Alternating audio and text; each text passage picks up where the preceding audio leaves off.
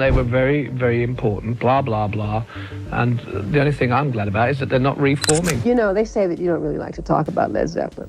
Because you're talking about it too much. No, but it's not true. What does Of it mean course, to no. You're part of a certain group of musicians who have... No, I'm not. All right. I'm not.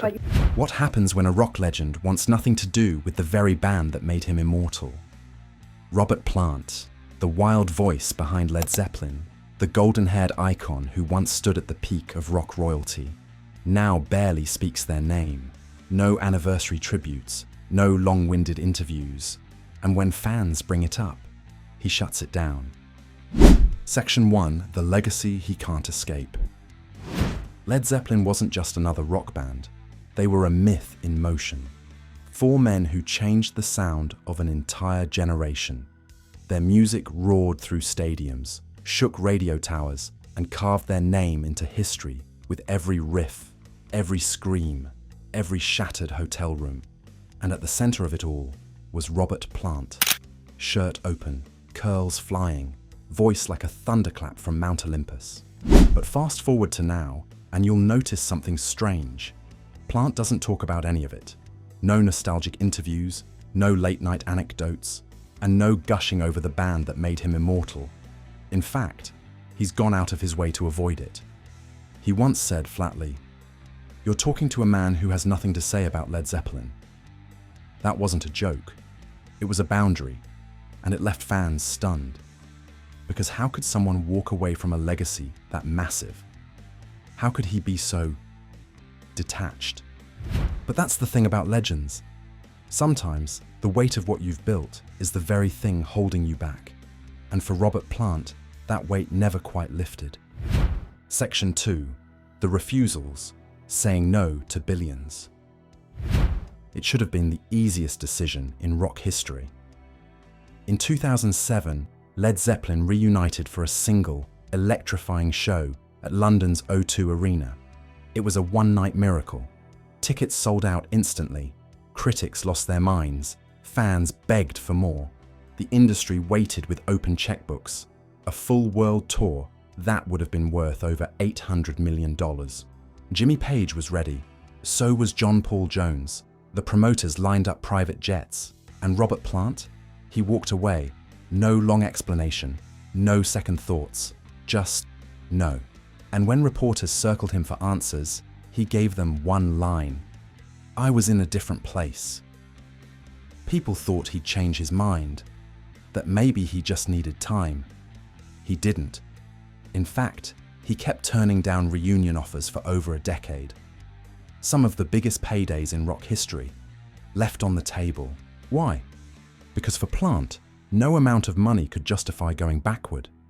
He didn't want to play the same songs to the same crowds, night after night, for the rest of his life.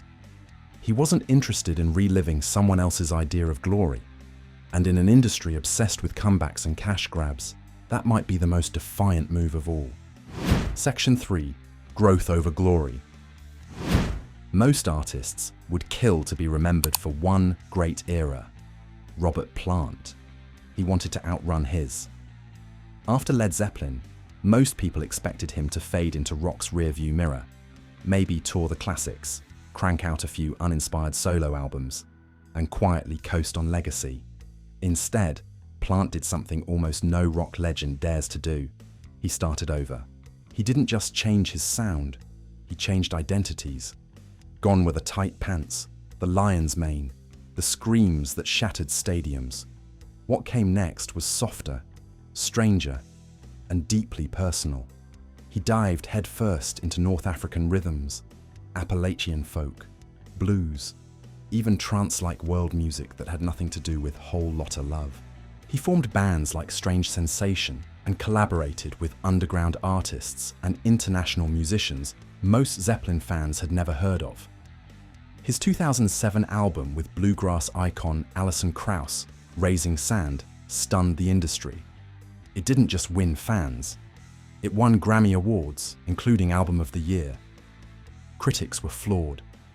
Here was a man who could have toured on Zeppelin fumes forever, instead choosing to reinvent himself completely, again and again. Why? Because Plant doesn't believe in nostalgia for the sake of it. He once said, "The past is a stepping stone, not a sofa." That line says everything. He's not interested in reliving old triumphs. He's obsessed with creating new ones. He's never denied the magic of Zeppelin, but he refuses to be chained to it. To Robert Plant, singing the same songs night after night in front of people stuck in the 70s would be a kind of spiritual death. He's not a cover band of himself. He's an explorer, one who's constantly searching for the next sound, the next feeling, the next thrill. And that constant forward momentum, it's exactly what makes him more of an artist today than ever before. Section 4. The pain he won't discuss. There's something unspoken in Robert Plant's silence about Led Zeppelin, something deeper than ego, artistry, or pride. It's pain. In 1977, Led Zeppelin was at the height of their fame, selling out arenas, topping charts, and dominating the world stage.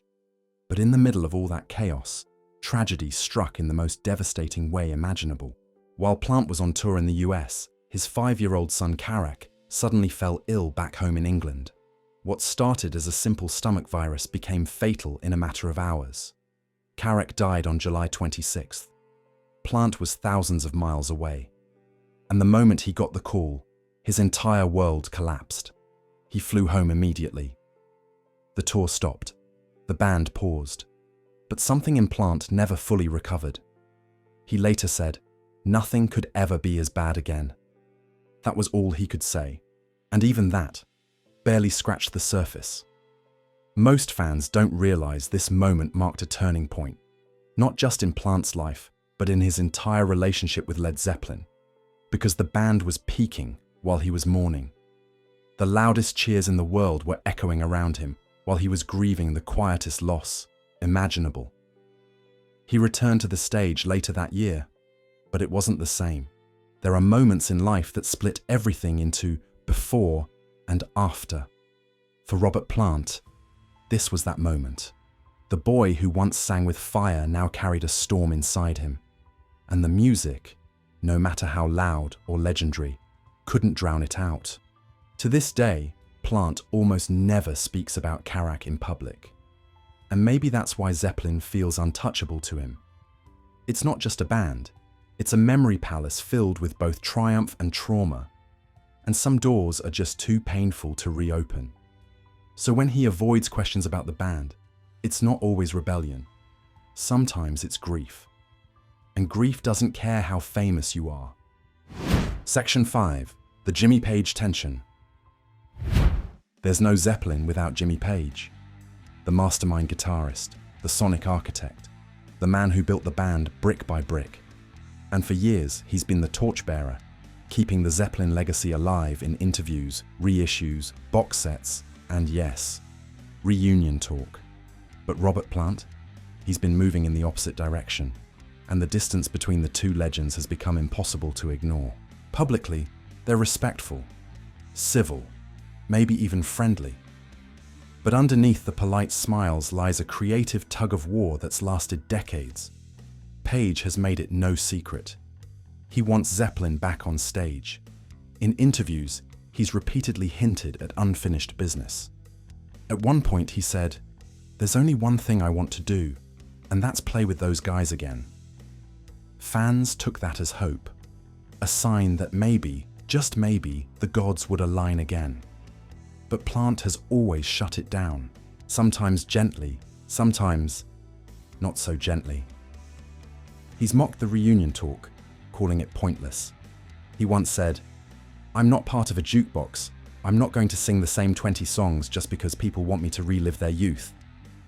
That stung, not just for fans, but for Page, who's devoted his post-Zeppelin life to honoring that music. And then there was the 2014 incident. Jimmy Page publicly aired his frustration, saying he was fed up with Plant dodging reunion questions and giving unclear answers. Plant clapped back. He made it clear that he had no interest in being trapped in someone else's expectations, that he wanted to grow, not recycle. That wasn't just a refusal, that was a message. "I'm not yours anymore." It's a quiet fracture, Not explosive, but undeniable. Two musical giants who once moved in perfect sync, now drifting in separate orbits.